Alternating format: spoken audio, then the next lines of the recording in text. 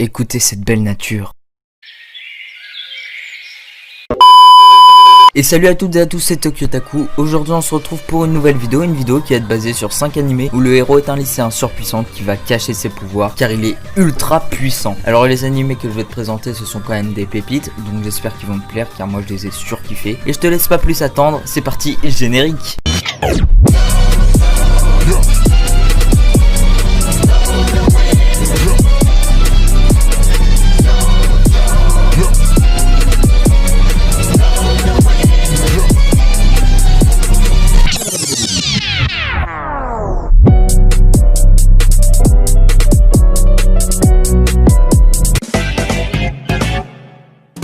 Et on commence avec l'anime Kyukai no Katana. Alors cet anime date de 2013, il a une licence ADN, il provient du studio d'animation Kyoto Animation, il contient 12 épisodes de 24 minutes et a pour thème démons, magie et monstres. Alors dans cet anime on va suivre Akihito Kambara. C'est un jeune lycéen de 15 ans, passionné par la littérature, il est un membre actif du club de littérature de son lycée. Akihito est à la fois mi-humain, mi-yomu. Cette fascinante combinaison a permis à notre héros de posséder l'incroyable faculté de régénérer instantanément ses cellules, le rendant presque invincible, voire immortel. La vie de Akihito Kambara bascule le jour où il sauve une jeune fille répondant au nom de Mirai Kuriyama. Cette dernière, scolarisée dans le même lycée que lui, elle désirait mettre fin à ses jours pour une obscure raison. Il s'avère finalement qu'à l'instar d'Akihito, elle possède également d'étranges pouvoirs spirituels. En effet, Mirai détient la surprenante faculté de manipuler le sang à sa guise, un pouvoir jugé particulièrement dangereux et néfaste par les autres instances du monde spirituel. De ce fait, Akihito s'embarque dans une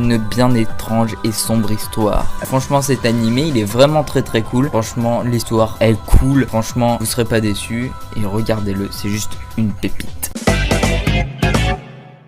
Et donc on continue avec l'anime Iyuka. Alors cet anime date de 2012, il contient 22 épisodes de 25 minutes, il provient du studio d'animation Kyoto Animation et a pour thème amitié, club et école. Alors cet anime on va suivre l'histoire de Horeki Otaro. C'est un lycéen qui agit de manière assez réfléchie. Un jour il pénètre dans le club de littérature du lycée car ce dernier n'a plus aucun membre et risque d'être dissous. Il rencontre Shitanda Eru, Fukube Satoshi, Ibara Mayaka et Shitanda qui est d'une nature très curieuse qui ne laisse jamais tomber un mystère tant qu'elle ne connaît pas la fin de l'histoire. Fukube quant à lui a une excellente mémoire mais n'arrive pas à construire ses propres hypothèses. Ibara est assez strict avec les autres tout comme elle-même. Au fil de l'histoire, le club de littérature classique va alors résoudre plusieurs enquêtes, certaines plus conséquentes que d'autres sous la demande d'autres élèves. Franchement cet animé est très bien, je vous le conseille et regardez-le, vous serez vraiment pas déçus.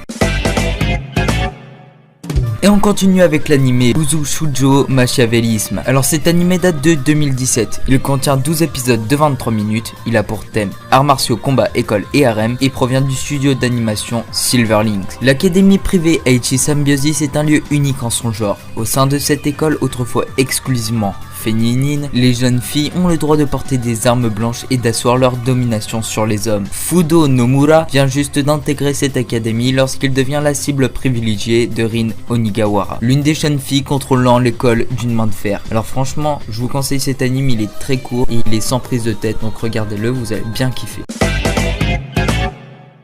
Et donc on continue avec Hitori no Shita The Outcast. Alors cet animé contient 3 saisons, bientôt une 4ème, il contient 44 épisodes en tout, il date de 2016, il a pour thème combat, école et zombies et provient du studio d'animation Namu Animation et Padanium. Alors dans cet animé on va suivre Zhang Shulan, un universitaire qui s'est fait attaquer au beau milieu d'un cimetière par des zombies. Durant cette attaque, il se fait sauver par Bao Bao, une jeune femme qui étudie dans la même université que lui. Plusieurs jours après, Zhang s'aperçoit que différentes personnes aux pouvoirs spéciaux apparaissent. Grâce à ces pouvoirs, ces personnes organisent différents combats. Au fur et à mesure, Zhang se fera embarquer dans des situations plus dangereuses les unes que les autres. Alors cet animé, il est juste génial, il est insane, il est incroyable, donc regardez, c'est juste ouf.